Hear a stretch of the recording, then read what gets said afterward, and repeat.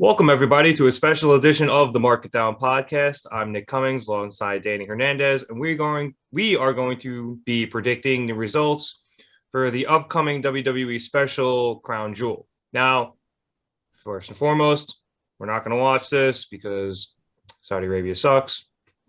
And I have constantly referred to this event as WWE Blood Money from the beginning. So hopefully the Saudis don't come for me, but it is what it is. All right, let's get started. So over on the kickoff show, we're going to have the Usos against Cedric Alexander and Shelton Benjamin, who are apparently back in the Hurt Business. This will be for the SmackDown Tag Team Championships. I didn't even know these guys were on SmackDown, although I guess there's not really any alignment anymore, or there will be. There just isn't until Friday. I don't know. It's a mess. But I don't even know who I have. I guess the Usos are winning this thing, right, Danny?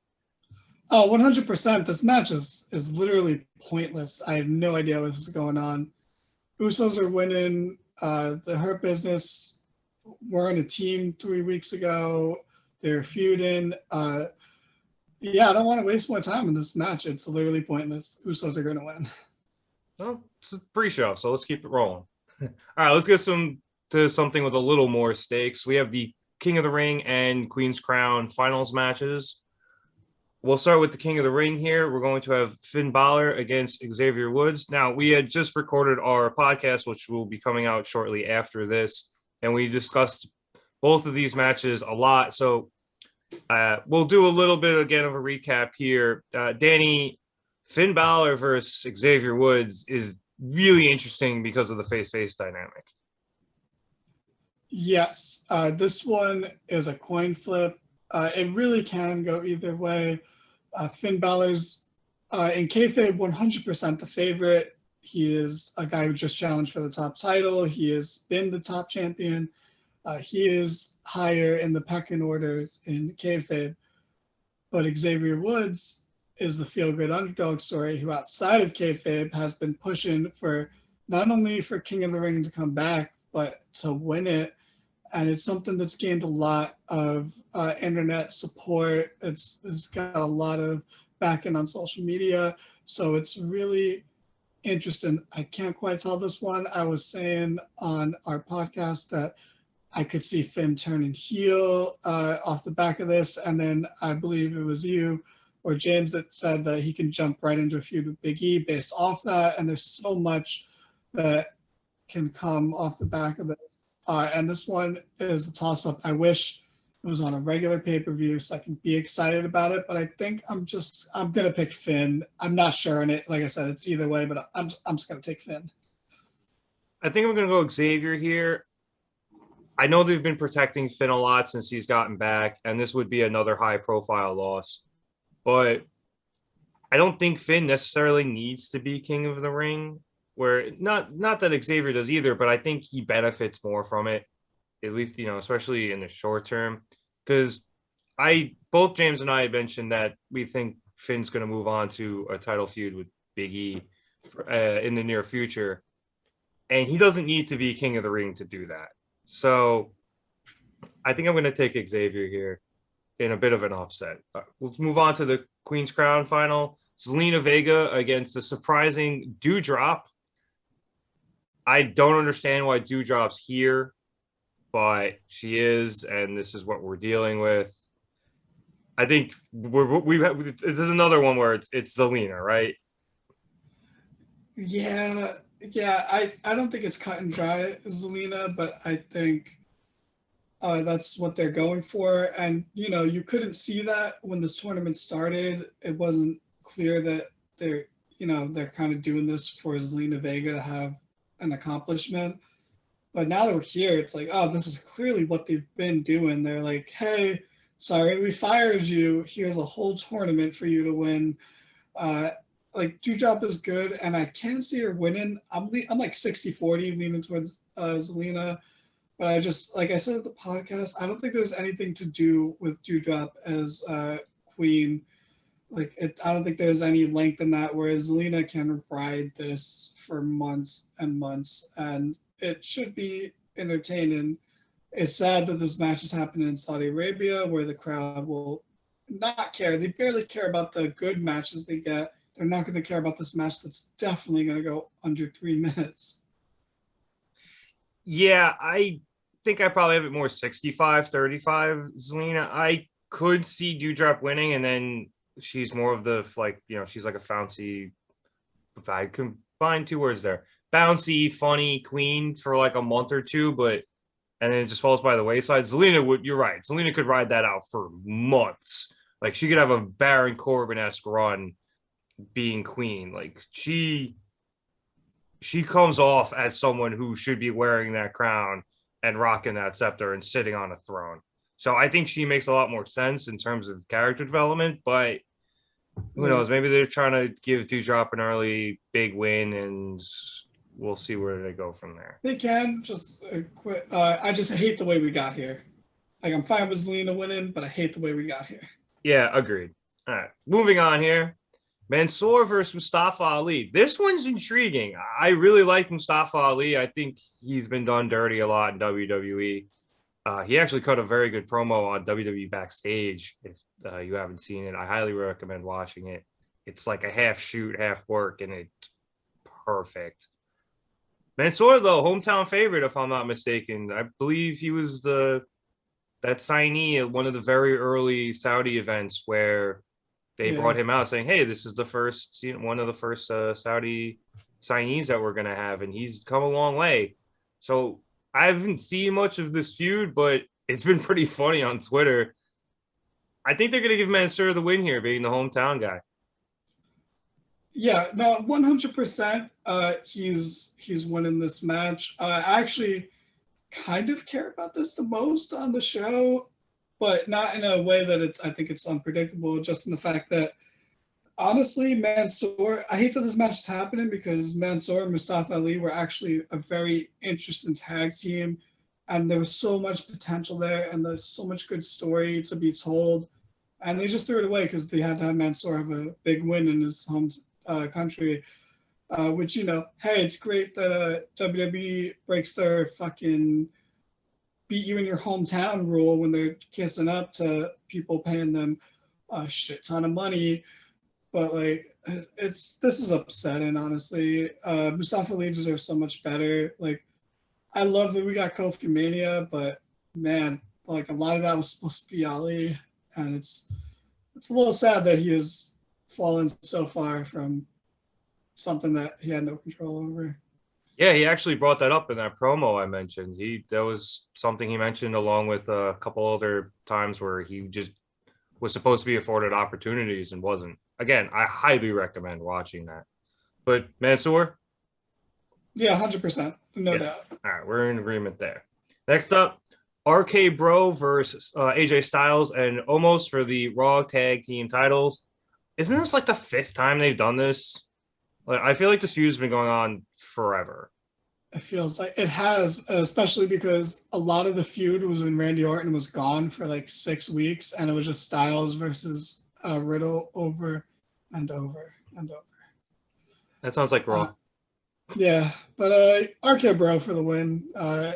They have better things to move on to, and they got to move on from this feud ASAP.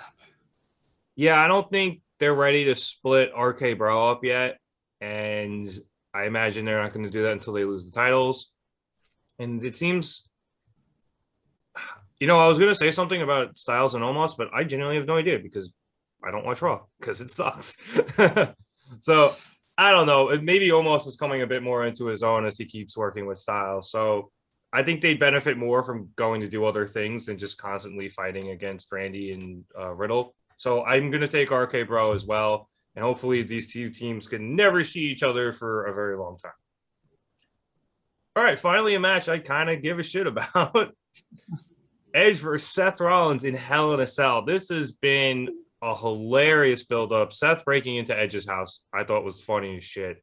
There's been a lot of emotion, a lot of drama in this build, even though this feud's been going on for quite a while. So I don't know who I have here, Danny. Who do you got? This one's tough. About the because you mentioned the buildup, I find hilarious because I just calling Beth and saying like, "Oh my God, don't go home. He's there." And I'm like, Beth Phoenix can beat up Seth Rollins. Like she works out way harder than he does. I like what? Like she's one of the few people I'm like, I'm pretty sure Beth Phoenix could beat you up, Edge. So what the hell are you telling her not to go home for? Well, did you But notice? Apparently the two guys he said were going over were yeah, FTR.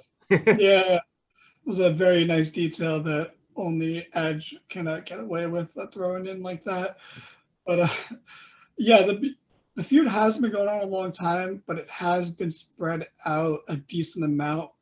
Like, and this is my like, I love Edge, but sometimes I've noticed it with this feuds, and this is any of the guys from back in the day, and this is why when I sometimes criticize the WWE guys in AEW, like of doing this, like it's such a classic 2000s WWE feud of like the babyface wins the first match, the heel doesn't let it go and attacks him, and then wins the second match, and then they have the third match. And you know, if Edge had done anything in between this, that's great. This is a great like feud, but because he's just coming back and he's facing guys like he faced Randy Orton for a year, like and a half, and it was only like 3 matches in that time. So I'm not like I don't like that format. That feels like the outdated WWE format. But that's a nitpick that's really not too specific. This match will be great. This match can go either way. I do think Edge will win, but I'm gonna pick Seth because I want Seth to win. I think Seth needs to win more, and I just want Seth to win. I'm going with who I want based instead of who I think's gonna win, and I'm going with Seth.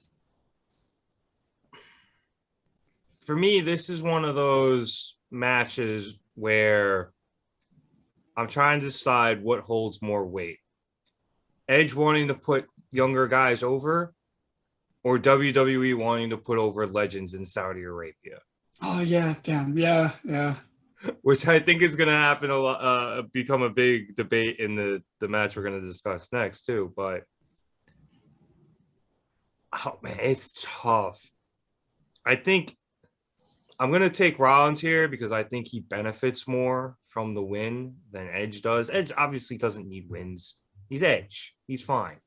But it's close. You know, Edge winning in Hell in a Cell and, you know, getting that big pop because he's a legend in Saudi Arabia, I think would be a very WWE way to end that match. And who knows? Maybe they even keep the feud going because they're idiots. But I don't know. I'm gonna go Rollins here, just on the hopes and prayers that they actually use that to do something with him. Especially because he's on Raw now, so you know maybe he takes that win. He can also go after Big E. I think he'd be a very viable candidate to do that.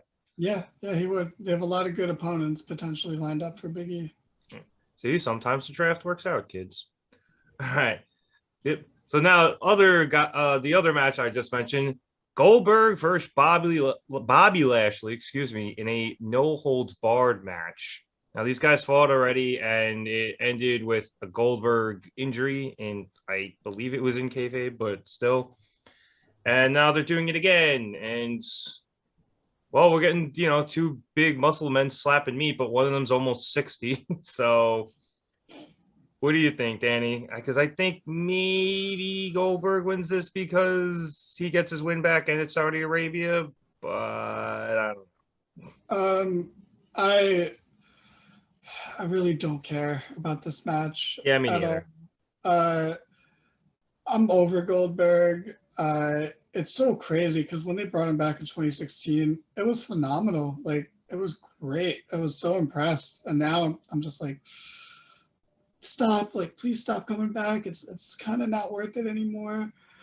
But you know, Goldberg has constantly talked about how he's going to kill Bobby Lashley in his promos. He's very specific with the word "kill" in his promos, and they are in Saudi Arabia. So I think he's going to make good on that promise and treat Lashley like a journalist. And, you know, just completely end him.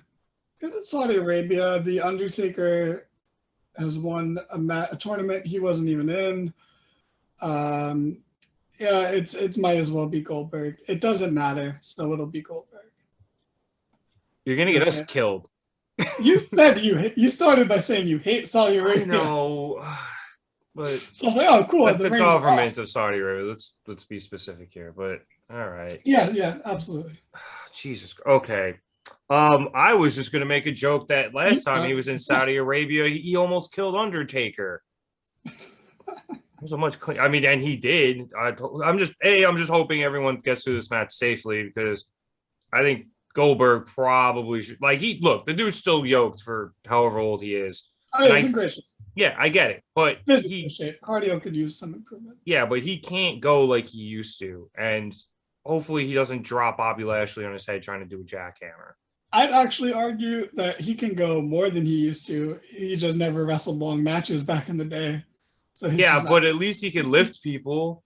His entire finisher involves them like vertically lifting them, and he can't do that as well as he used to anymore. I mean, granted, Taker was doing him no favors, but he also it was bad when he did it to the Fiend too. That was not a good jackhammer. Yeah. So I'm going to take Goldberg because they just love putting him over in Saudi Arabia, and I really don't give a shit about this card. The longer I look at it, the more I just don't care. I care about the King of the Ring match and this next match, and that's about it. And this next match is for the SmackDown Women's Championship, Becky Lynch, Sasha Banks, Bianca Belair, the culmination of all of the nonsense that has happened since SummerSlam, or at least most of it.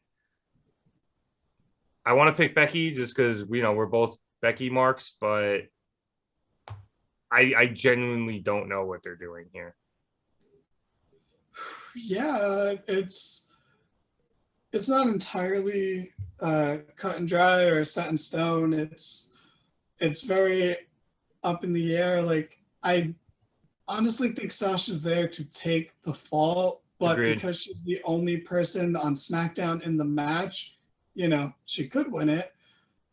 They pinned both Becky and Bianca in the past 3 weeks, so technically now either one of them can take the fall. This is like a weird feud they're treating it like a big deal, but they've kind of, I think without realizing it in their case, cheapened everyone involved by the finishes to every single match these people have been involved in lately. Yeah, all the way back to SummerSlam. Yeah, it's been nonstop. Like, I don't know. I think ultimately the plan will work, and Bianca is more over than she was, and will continue to get more over. But I don't know. Although I don't think this is going to be the culmination because Becky and Bianca are both on Raw, and this is definitely going to continue. Not unfortunately, but I wish they would take a break after this. Maybe they will. Maybe, I'll wait and see. But I'm going to go with Becky because she did just lose on SmackDown, which is still terrible booking. But for her to come back and eat 2 losses before she gets a real win is tragedy. And I don't see it happening, especially with Charlotte having the Raw title and SmackDown. I think they're either going to do the stupid, terrible swap titles gimmick, or because they kind of hinted at it, they might do title for title at Survivor Series, which Eric will love, but I have mixed feelings about, mainly because Charlotte's involved. But yeah, I'll take Becky. Hey, we got to get Charlotte to 17 titles as quickly as possible. So, I think the only thing I could see happening maybe is Bianca beating Sasha, and then that feud just continues on Raw with Becky. But and then what is she going to do? Beat Becky a couple of times? Like, I don't know. I think you're right, where I think Becky should win, and then Bianca should stay away from her for a while, and then eventually come back and beat her. But yeah, they could even do a back-to-back Rumble wins for Bianca. Like, she didn't get to win in front of a crowd, so you can do it in front of a crowd and, get that feeling. because I know we're a couple months away, but there feels like there's no one else that could possibly win the Rumble unless Bailey is able to return by then. But that's just me. Like, that just popped in my head like a random like. But Yeah. they're not thinking that far ahead, so let's be real. I mean, it almost, I don't want, it wouldn't be the same story, but like her winning the Rumble again and then using that to get after Bex. I mean, yeah, I guess it could work, but that's a long ways away. I mean, who knows? So, yeah, Becky for both of us, not just because we're Becky Marks, just because we don't know what the hell WWE is doing with this whole thing. Yeah. All right, 2 matches left. Start with the WWE Championship match, Big E versus Drew McIntyre. McIntyre's going to SmackDown, so I think it's E here almost definitely. But I think this is going to be a good match because I think the both of them are pretty excited to work together.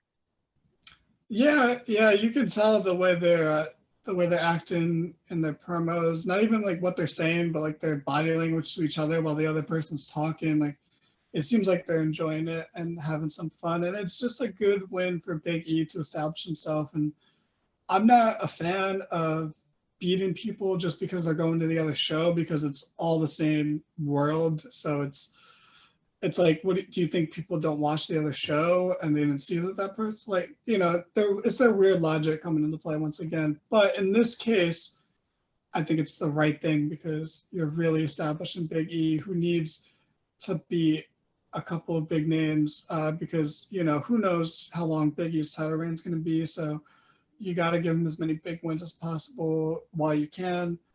And yeah, this will just be a fun match. But yeah, I'm going to go with Big E as well because honestly, even if McIntyre wasn't going to SmackDown, I would still take Big E. But because he is, it's a definite that Big E's retaining. Yeah, kind of gives it away there, but what are you gonna do? All right, last one, and I'm actually also pretty excited for this. Roman Reigns versus Brock Lesnar for the Universal Championship. We talked about this a bit on the pod that's coming up. The build with Paul Heyman and whether or not he's still with Roman or he's actually with Brock and the way Brock is getting in both of their heads with it has been really entertaining. Brock has done very well fucking with Roman in what is becoming more increasingly rare, him doing his own promos. So I've had a lot of fun listening to Brock mess with them. I think Roman keeps this, though. Obviously, there's been all the speculation about The Rock coming back, even though that might seem like that might not happen for a while now.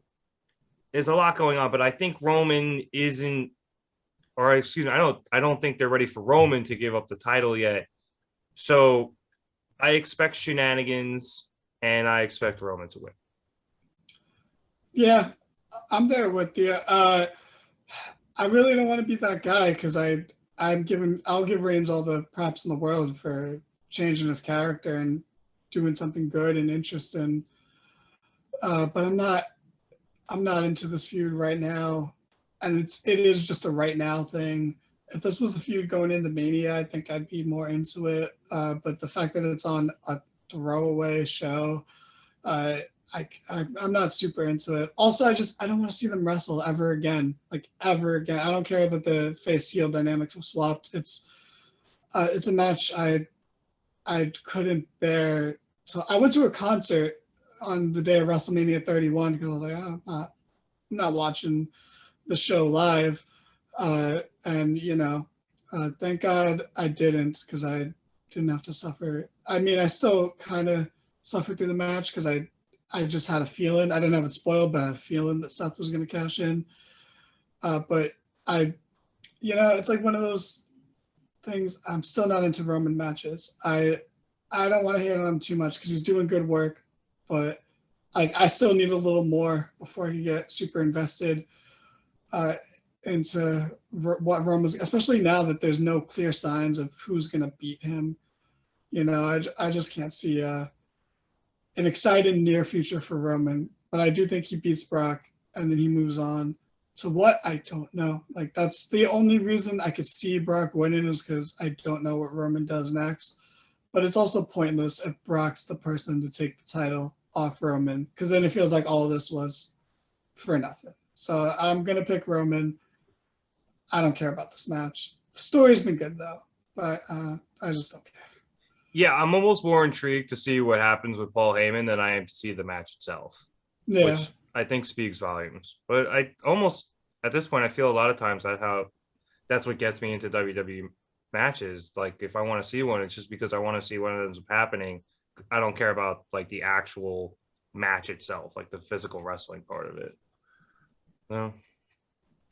All right. Well, that's the card. I hope you guys don't watch, but feel free to get at us on our social media pages. Tell us what you think might happen, and if and when we are inevitably wrong, call us out, and we'll have to eat some crow online.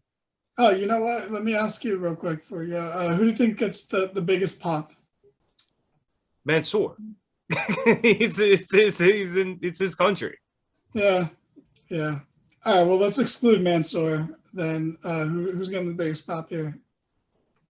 I think Goldberg. Yeah, it's usually Goldberg. I think might be Edge. It's his first time over there.